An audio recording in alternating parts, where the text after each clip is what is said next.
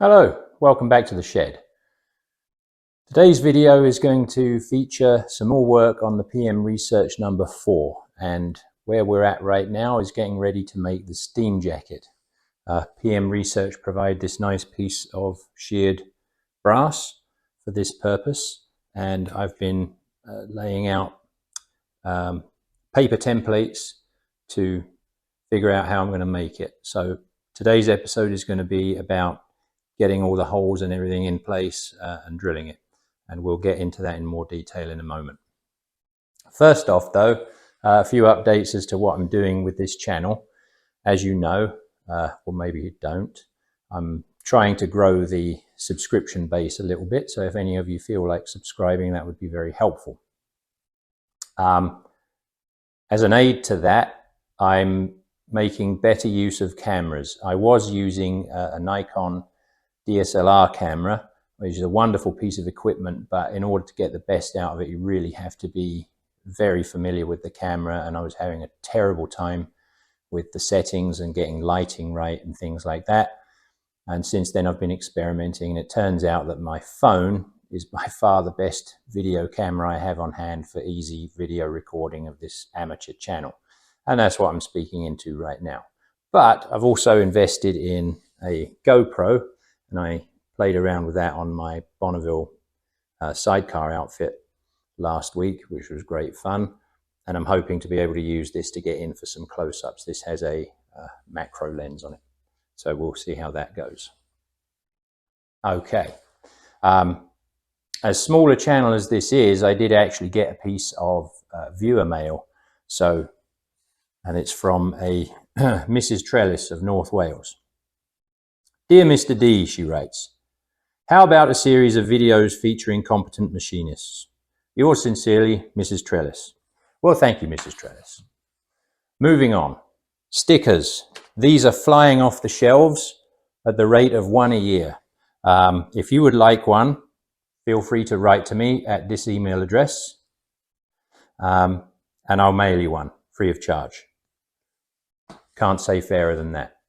So, more on today's video. This is the cylinder, and as you can see, it has one of my paper templates on it.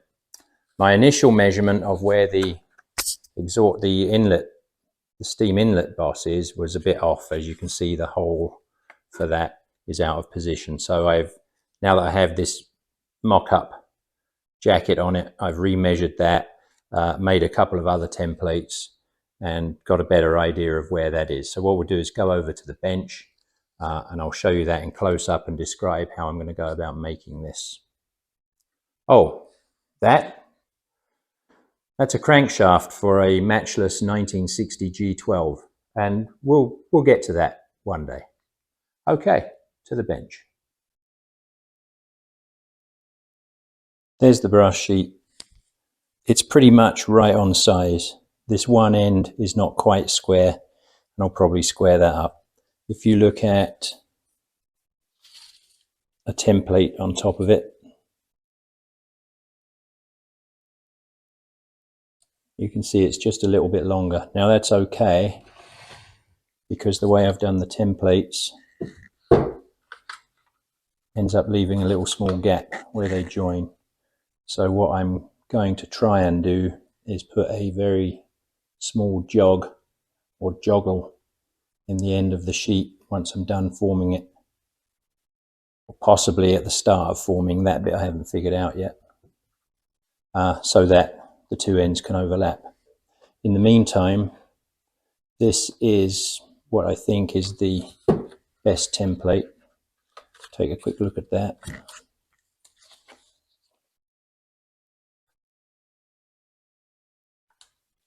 I line this up on existing holes. Oops.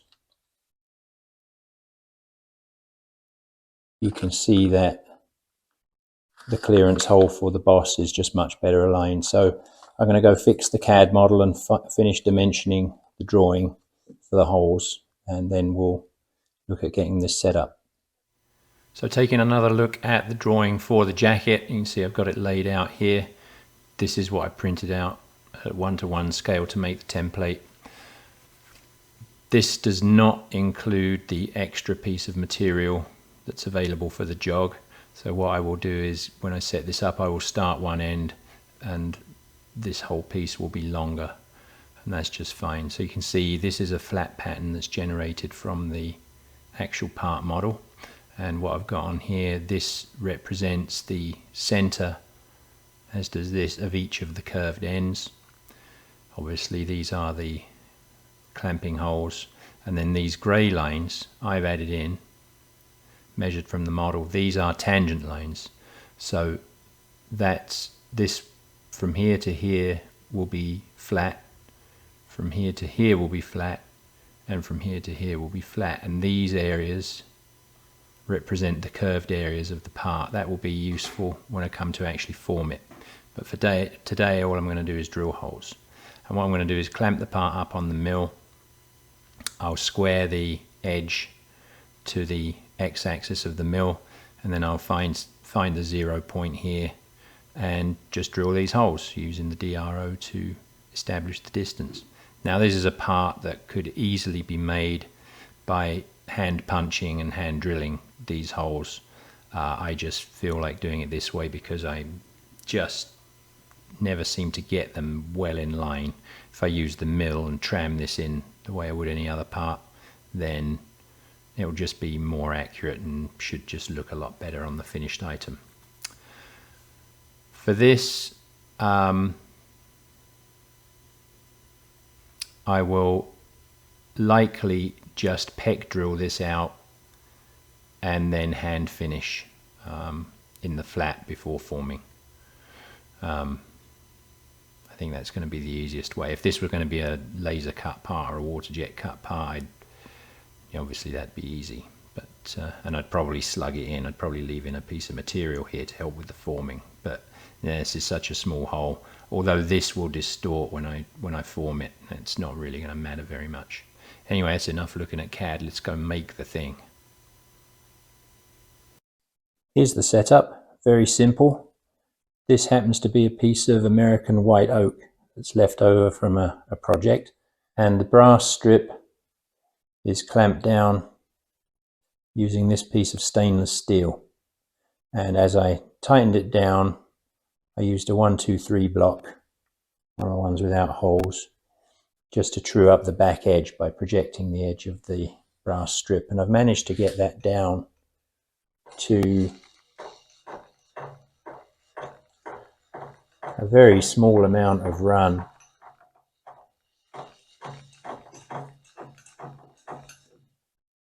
No, 2.5 tenths over the 3 inches of the 1-2-3 block, and this is about 12 inches long. So yeah, I think that's a plenty acceptable amount of run for a piece of sheet metal. So with that, I will put the edge finder in the chuck, use this projected surface to find the back edge. I'll do the same over here, and I'm just going to come and drill holes. Now originally I was going to clamp aluminium strips along here to drill into, but I think this is clamped so well and these holes are small enough that I don't think this will cause a problem with regular twist drills. So we'll try one, see how it goes. If it looks like it's going to snatch badly and lift the sheet up, then I'll just clamp it with an aluminium strip as a hold down clamp.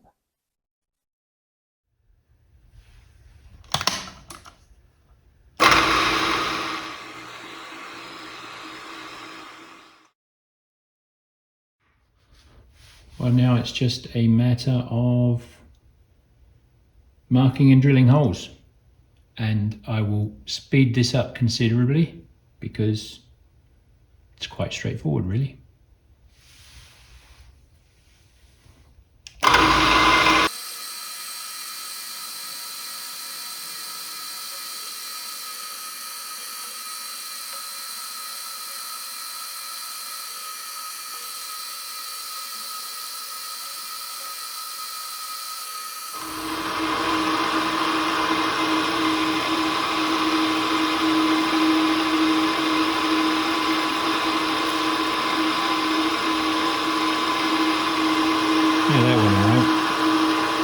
we'll take it easy. I think that'll work out fine. These are just for 256 screws. Here we go then.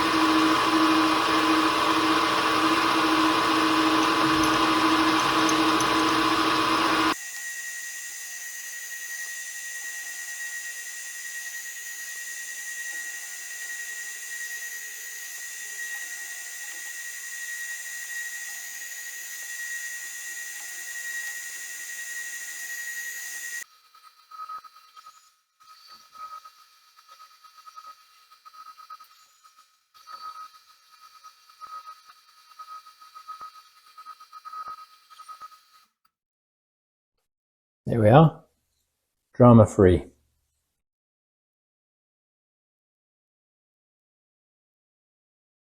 Everything should be accurately placed. So that went very well. Next thing, I'm going to play with the steam inlet boss clearance hole a little bit on the computer and figure out a drilling pattern for that. Okay, so I've been messing around with this a bit, and what I'm thinking is by using a 1/2 inch end mill and moving it around to these coordinates, I can kind of chunk out this hole a bit. Now I'm not really sure how this is going to work on sheet metal, to be honest, but what I'll do is I might clamp a piece of aluminum over the top in this area on the actual part. I've still got my 0 position, so I can find center of this boss easily. And I think I'm just going to face mill in steps to take the bulk of it out and then just hand finish it. I think that will give me a better result than if I just try and hand cut this out, because I just don't have a good way of doing that. And I think if I support this using a piece of aluminum, I think that'll be fine. So I'm going to give that a try. Okay, what have we got going on here? So I've got 1/2 inch end mill set up. I'm on center of the boss opening, and what I did was found center using the original coordinates, and I've changed over to incremental mode for a new center, and I've reclamped the part.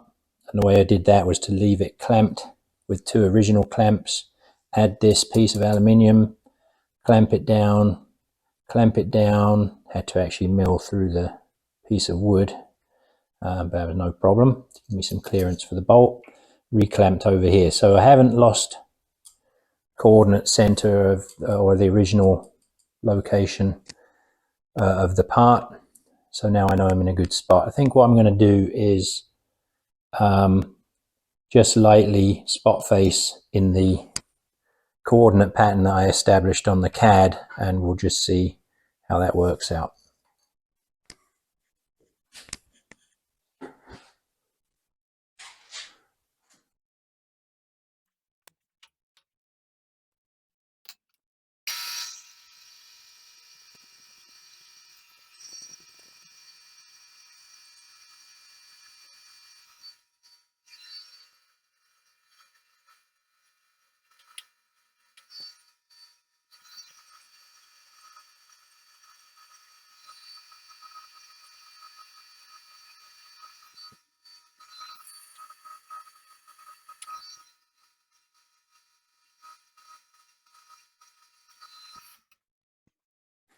Yeah, I've actually got that wrong, I think. Go back to 0.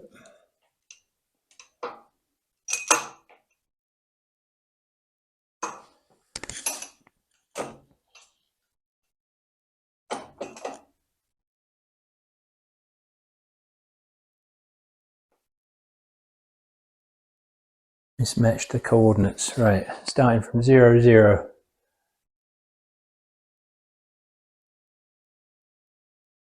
First one is 158, 0.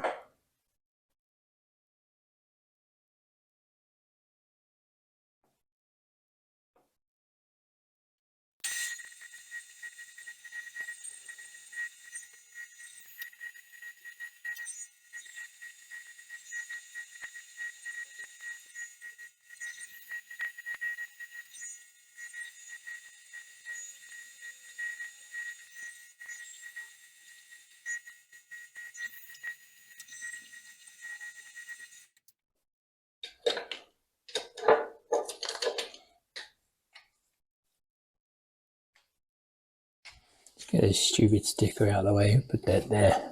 I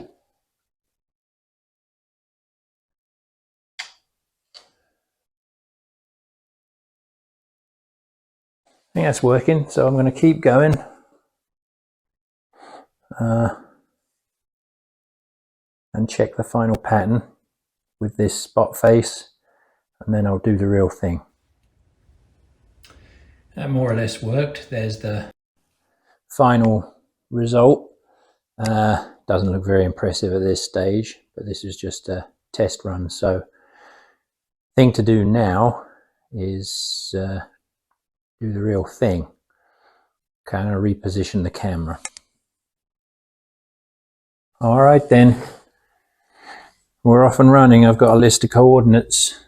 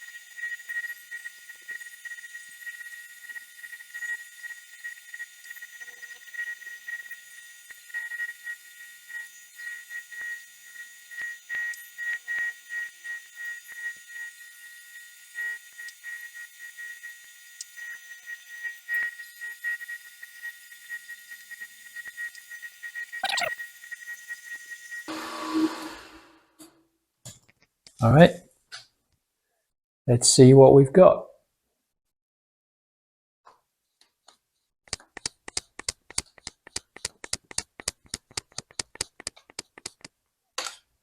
That looks encouraging. Okay, it's exactly what I would expect to see. It's a series of scallops. On the sheet metal, it probably won't look as exaggerated as that. All right, let's pull that out of there and see what we've got. So there it is. And if I bring this up, where is the camera lens? Over here, isn't it? You can see the slight scalloping on the hole there. I've deburred all the drilled holes, but not that one deliberately because I wanted to show that to you. And if we look at the paper template, you can see that's exactly where it's supposed to be.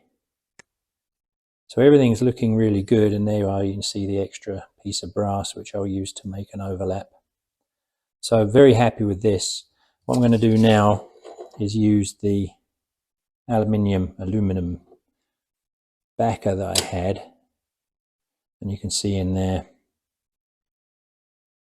there's a mist, there was a spot out of position there and here from my trial run, and I learned from that what I needed to do to make it a success, which was basically just write the coordinates down on a piece of paper and follow those. But I will use this to support the brass sheet while I just take the little scallops out and finish that off. And then this is ready for forming. But that's going to be it for this episode. The forming I have to make a tool for. I had a few different ideas, and then while I was working on this today, I've come up with what I think is a good plan for a very simple tool that will help me form the curves in this so that it fits nicely to the cylinder casting. So I'll do that in a separate video. In the meantime, I'm going to just finish this off and call that it for now. Well, now, in conclusion, that may have seemed like a lot of work to get to that, and I suppose it was, let's be honest. Pretty simple to make one of these using basic hand approach. I could even have used my paper template to mark out, center punch these holes and hand drill them. You could even form it around the cylinder and drill and tap into the cylinder at the same time. But the point of this for me was to continue to get more and more familiar with the machines and with techniques for making different features accurately. And so, although this is a simple clearance hole of a slight egg shape to do nothing more than go around a boss, I get a great deal of satisfaction out of accurately locating that and finding a means of making the shape as close to design as possible. So that's why I do it this way. Also, once this is polished, formed, and put in place, it should actually look pretty good. This is going to be front and center on the engine when it's complete, so it really warrants a little bit of extra effort. In truth, the amount of time it took to make this was not that long, even in the setups, truing this up to the axis of the machine, not that complicated. Frankly, the making and editing of this video will take a lot more time than it took to drill all of these holes. Anyway, that's why I do it this way. It's kind of a long-winded approach, a lot like my explanations, but it was good fun. So, hope you got something out of that, even if it was nothing more than to point and laugh, which I'm all in favor of. Really hope that you enjoyed it, and hope that you'll tune in and join me for forming this into the final jacket. I had an idea today while I was drilling this on how I was going to do it. Originally, I'd thought about maybe using the slip rolls on this little machine, but I think they're too big. They might be able to do the one end, definitely not the small end. But I've got a simpler idea. It will require a simple tool, and that will be the basis of the next video. So hope you join me for that. In the meantime, stay safe, stay well, enjoy your own shop, and just be safe. All right, thanks very much. Bye for now.